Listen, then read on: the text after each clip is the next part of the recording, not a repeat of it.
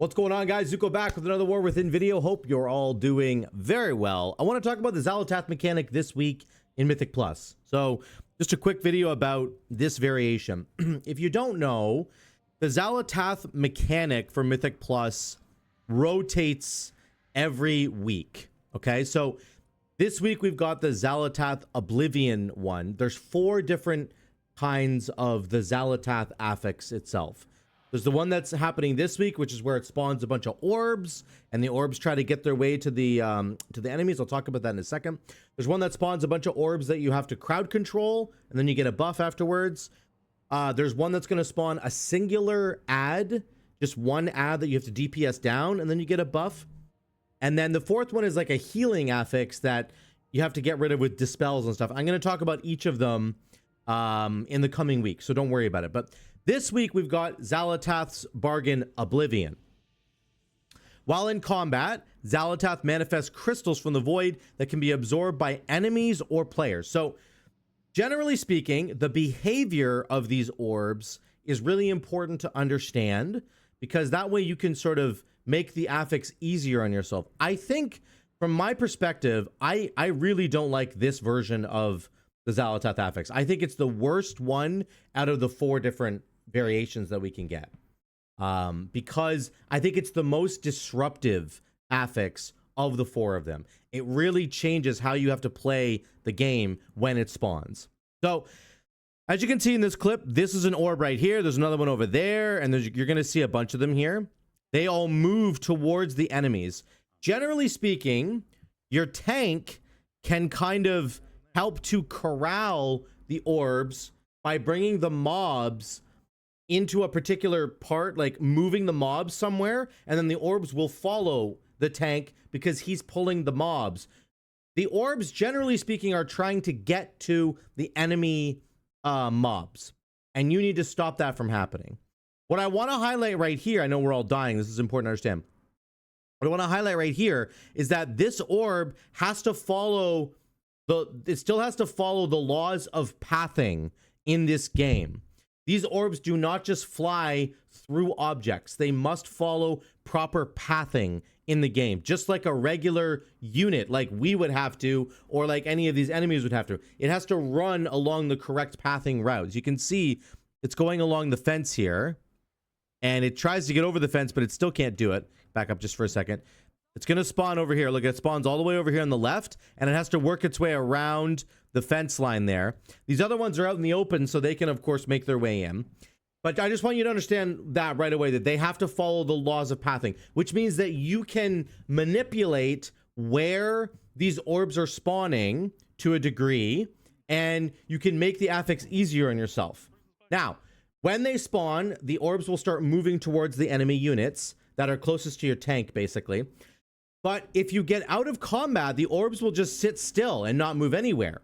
So we all ended up dying here, and we ended up resetting the encounter. And you can see our debuff, I don't know why it counts as a debuff. It should be a buff, but either way, our debuff is counting down here. 5 seconds, 4 seconds.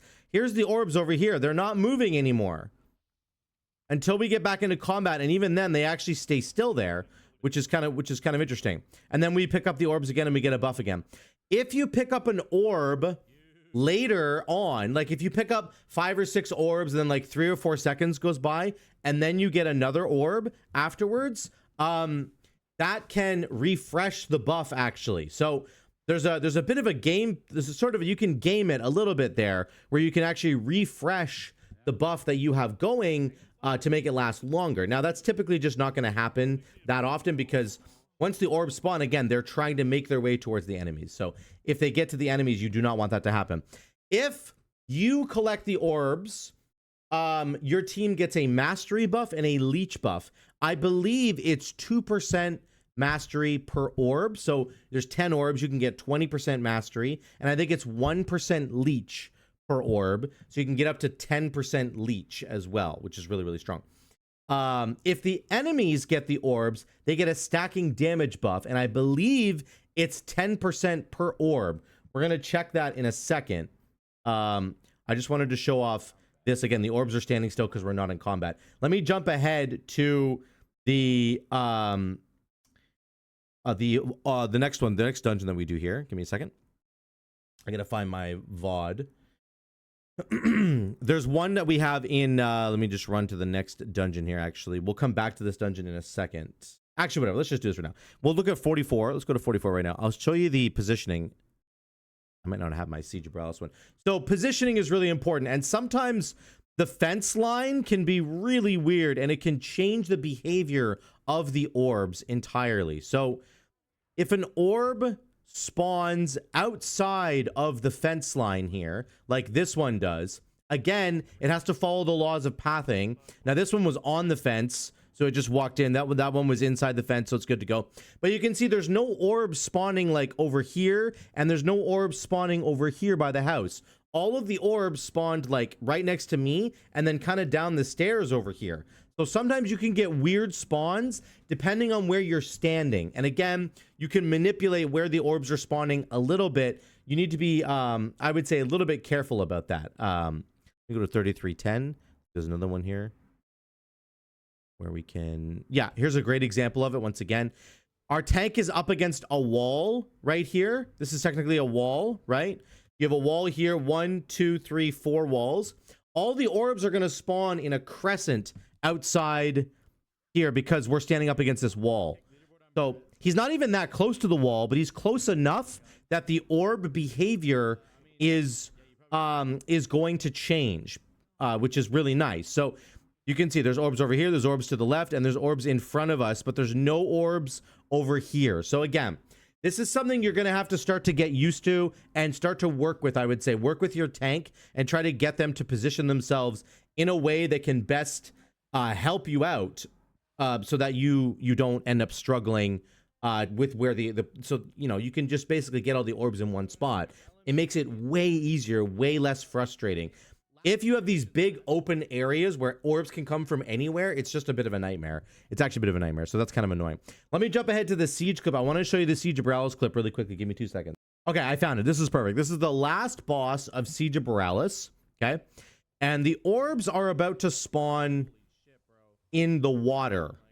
And this is really bad because if you go in the water on this boss fight, it ends up like you'll end up getting swallowed by a shark, whatever. Like if you're in there for 4 or 5 seconds. So you can see right now there's orbs in the water moving towards the boss. And that's very frustrating because we really can't deal with that, except Rich ends up pulling off an absolute legendary move right here. So the boss gets hit. So he's doing 20% more damage right now. And then there's 3 more orbs coming. And Rich runs out here with his Path of Ice on and grabs the orbs and then goes back in. So we end up getting 3 of them. Now, the tentacle guy, let me just make sure I scroll over once again. Just an epic move by Rich, actually, on the DK. Really, really cool. He did very well there to make sure the boss didn't get any more. You can see Shattered Essence right here. The boss only has 2 orbs, and he's doing 20% more damage. So my understanding is that this is going to stack up to 100. If he got all 10 orbs, that would be 100% more damage. But you can, you know, sometimes there's going to be boss fights that present real challenges to your group.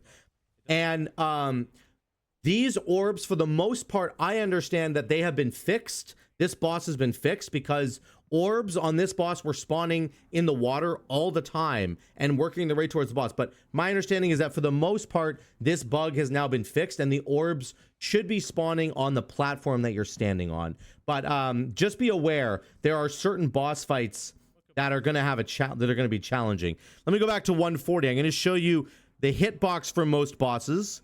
This is really important to understand because bosses are pretty big and their hitboxes are really big, but when it comes to the Xal'atath Affix, the hitboxes are actually not that big, which is really, really good. So you can see here comes the orbs. They're coming in from all angles. I'm gathering as many of them as I can. None of them have technically hit the boss yet, even though it looked like one of them did hit the boss. This last orb right here is going to hit the boss, but it has to go all the way into this little inner circle. See this little, it's kind of lit up a little bit, this inner circle that's kind of a little bit brighter than normal. The orb has to get all the way in there before it actually hits the boss. And now it's actually hit the boss. It's counted as hitting the boss. So that's actually pretty good to know. I think most bosses, even though they have a large hitbox for our attacks, They have a small hitbox when it comes to the Xal'atath mechanic, which is actually great. That's going to be good to understand because it just means you have a little bit more time than you maybe think that you do in order to grab those orbs, so that in fact, none of them actually went to the boss. I don't even know how that's possible. I'm not even sure this orb didn't go to the boss somehow. This last one, I'm not sure who hit it. It must be there's somebody right there who's going to grab it at the last second. So you really do have a lot of time to get it before it ends up hitting the bosses, which is really good. Here's another Bob. We'll go to 147 really quick. There are some bosses that are going to present a serious challenge to you because they will shrink the size of the room, or they will, they'll create like restraints on your team where you can't move freely, right? So this is one of those bosses. You can see the orbs are coming in and we're trying to grab them before they get to the boss, but we also have to get inside this circle. This is a bit of a nightmare scenario, right? Where the boss is almost guaranteed to get buffed in some way. And he, in fact, did get buffed. He got 2 of the orbs, I think, there. And we got, oh no, he got 1 orb and we got 9. So he got a 10% damage bonus during this phase, which is really dangerous, right? So just be aware, there's going to be a bunch of different boss fights that will make this affix more dangerous than normal. You're gonna have to really change the way you think about how you're playing that boss fight. This is why I don't like this mechanic for the most part. I think Blizzard needs to change it because the design of the affixes on the whole was that they were not supposed to disrupt the key so much that they were like the main focus. Like when the affix spawns, it's not supposed to be the most important thing that you're thinking about.